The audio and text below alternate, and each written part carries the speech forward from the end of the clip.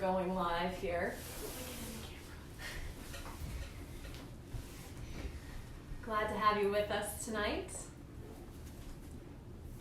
5 people in, all right. We have a couple stories to share with you tonight. The first one is a special request for the students who are in my first grade classroom. They absolutely love this book, and they've probably guessed or told you or warned you, and if you aren't in my classroom, you may have guessed by now as well. It is the book that even kids who say they don't like to read or listen to stories absolutely love to listen to and love to trick their grown-up into reading it. We have tricked several principals into reading this book, and they were really good sports about it. So I would say that BJ Novak wins the award for turning struggling people who are struggling with thinking about enjoying reading into people who love reading. The book with no pictures. That's right, there's not a single picture in there. This is a book with no pictures. Nothing to see here, no pictures. It might seem like no fun to have someone read you a book with no pictures. It probably seems boring and serious. Except, here is how books work. Everything the words say, the person reading the book has to say. No matter what. That's the deal, that's the rule. So that means even if the words say, blork, wait, what? That doesn't even mean anything. Blurf! Wait a second, what? This isn't the kind of book I wanted to read. I really didn't want to, the kids made me do it. And I have to say every word the book says. Uh-oh. I am a monkey who taught myself to read. Hey, I'm not a monkey. And now I'm reading you this book with my monkey mouth and my monkey voice. That's not true. I am not a monkey. Yes, I am a monkey. Also, I am a robot monkey. What? And my hat is made of blueberry pizza. Wait a second. Is this whole book a trick? Can I stop reading, please? No. And now it's time for me to sing you my favorite song. A song? Do I really have to sing a song? Glug, glug, glug, my face is a bug. I eat ants for breakfast right off the rug. What? This book is ridiculous. Can I stop reading yet? No? There are more pages? I have to read the rest. This is the one. This is the page that gets them every time. Here it comes. They're probably already laughing right now. My only friend in the whole wide world is a hippo named Boo Boo Butt. Boo Boo Butt. Oh. And also, the kid I'm reading this book to is the best kid ever in the history of the entire world. Oh, really? And this kid is the smartest kid too, because this kid chose this book even though it had no pictures. Because kids know this is the book that makes grown-ups have to say silly things. And make silly sounds. Like, oh no, here it comes. This is karma coming back on me because I sent it home with every child in my class this year. Glurgawaka, magrumfadoo, aye, brooga, brooga, brooga, oof, beep, blaggity, blaggity, glibbity, globbity, globbity, globbity, beep, boop, ee, badungy face. Oh my goodness. Please don't ever make me me read that book again. It is so silly.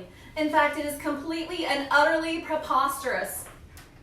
Next time, please, please, please, please, please choose a book with pictures. Please. Because this is just too ridiculous to read. The end. Bonk. I didn't mean to say that.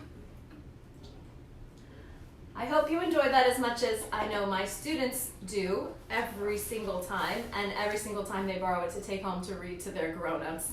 It is definitely a favorite, and BJ Novak definitely wins the award for getting kids to enjoy listening to read alouds and tricking grown-ups into reading them aloud at home.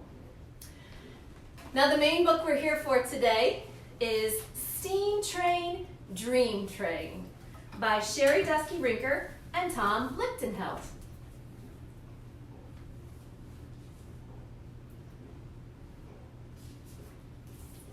In this book, the child is getting ready for bed and sees their toys laying on the floor, his toys laying on the floor, and creates an entire story about what might be happening with those toys. Kind of reminds me of Toy Story. Do you like Toy Story? Have you ever imagined what would happen if your toys came to life at night? Wouldn't it be cool to be part of that? In the opening pages, the title pages, all the train cars are on the track with all kinds of different things, animals, and there's box cars and tanker cars and all kinds of different cars that we're going to learn about in this book. Through the darkness, clickety-clack, coming closer down the track. Hold your breath so you can hear, huffing, chuffing, drawing near.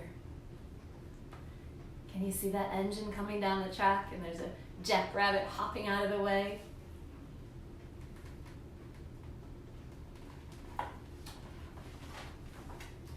A whistle blares out in the night, a mighty engine, wondrous sight. Now the school district where I teach, there's trains that go through town all the time. So we're used to hearing those sounds all during the day. And I imagine even though I'm not often there at night, you can hear them at night as well. The smokestack puffs, the big wheels grind, the trusty tenders close behind. Cling, clang, the bell rings out on top.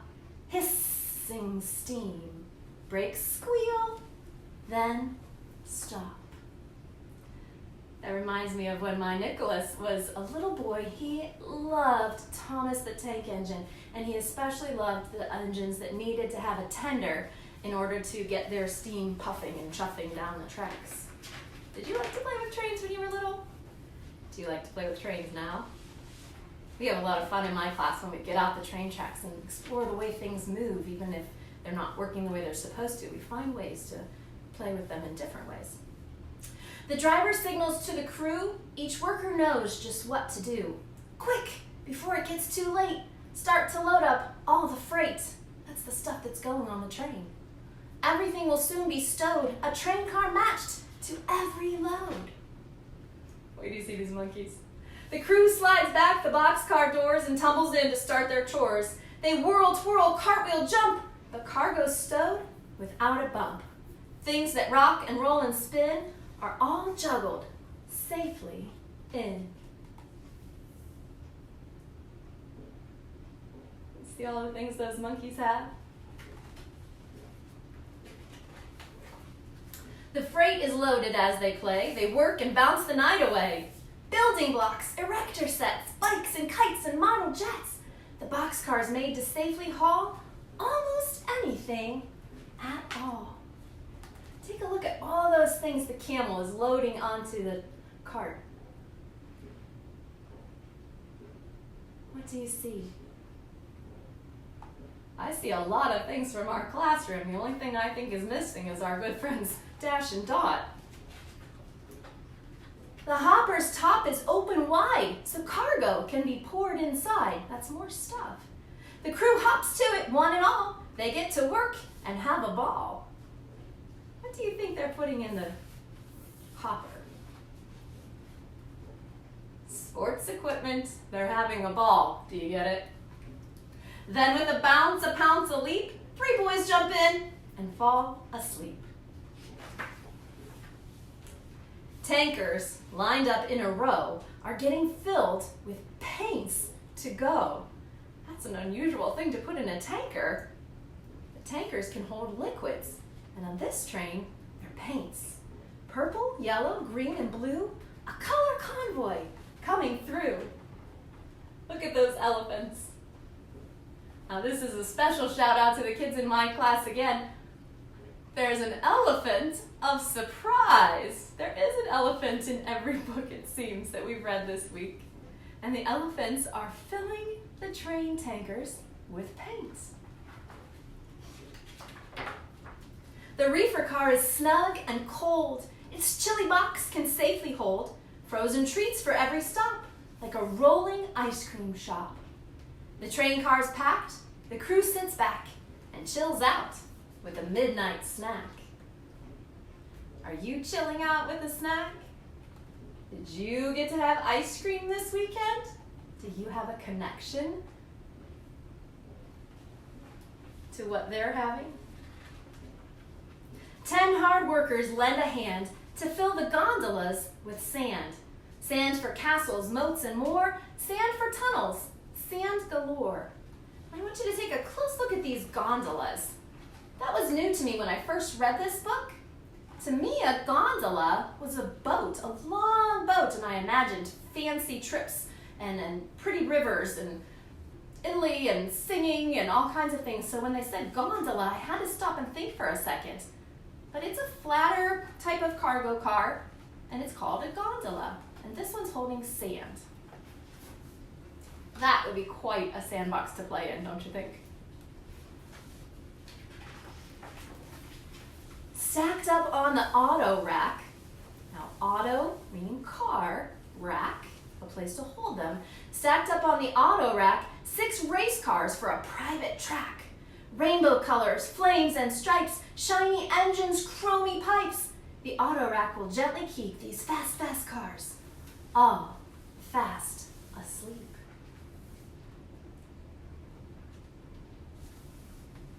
Reminds me of Lightning McQueen going to sleep on his way to his California trip. The well cars carry giant beasts, munching on enormous feasts. Brachiosaurus likes the view, while T-Rex gets a bone to chew. There's Brachiosaurus, munching on his leaves, and Tyrannosaurus is getting a bone.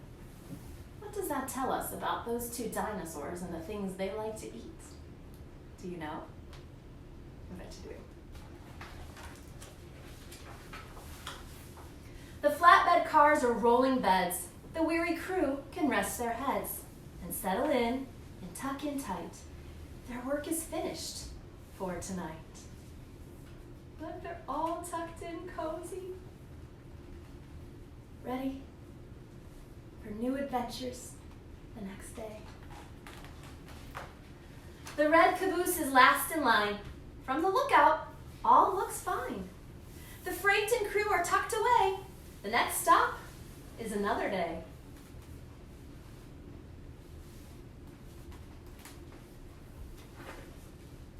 A hiss, a jolt, a shift and sway. Now the journey's underway. The train's departing, that means leaving. Car by car, the headlight fades into the stars, puffing, chuffing, out of sight. Off they go, all loaded up for adventure. Steam train, dream train. Shh. Good night.